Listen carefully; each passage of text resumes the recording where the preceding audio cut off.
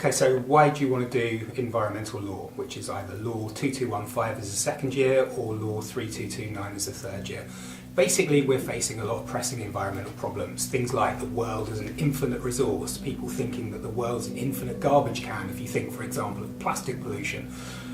We're losing control of our destiny, where the conditions of survival and justice as well are important within the context of a global community.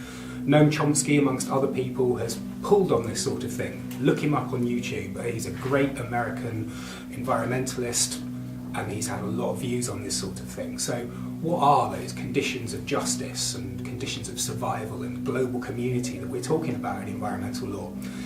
Mainly, we're focusing on pollution control.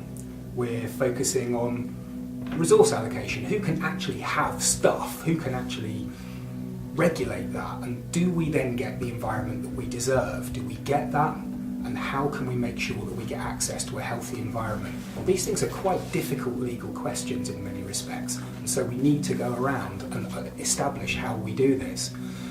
The other point of the exercise is that there is a whole series of law firms, Freshfields, Linklaters, DLA Piper, Burgess Salmon in Bristol, Brown Jacobson, Bond Dickinson, Foot Anstey.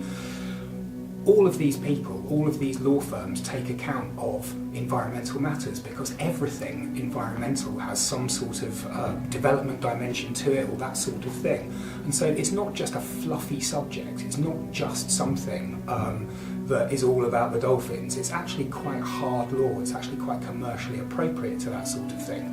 Alongside that, then you've got people like the local authorities, the Environment Agency, Natural England, even in-house corporate, environmental consultants, non-governmental organisations. All of these people will give you some sort of career in environmental law if that's what you're after, but they'll also be interested in it too.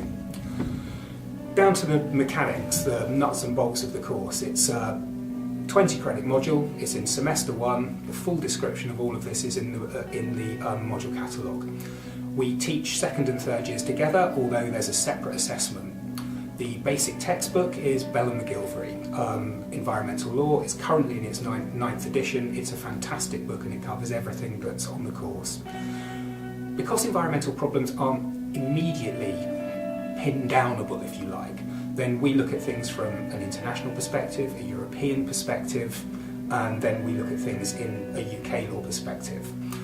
We context this in terms of sustainability. We also work quite hard on developing your legal skills and developing your skills generally to appreciate the world that you live in. The assessment is 100% coursework. 2 components in that. There's an essay of 60% and a problem of 40%. We have an Environment Agency prize of work experience for the best people in each year, and that's been running now for a few years. And this year, satisfaction rate from 2018 to 19 was 100%. So it was an intellectual challenge and everybody liked the way that it ran. So that's why you should do environmental law. If you want to contact me at all, then please do. You know how to find me. It's Jason.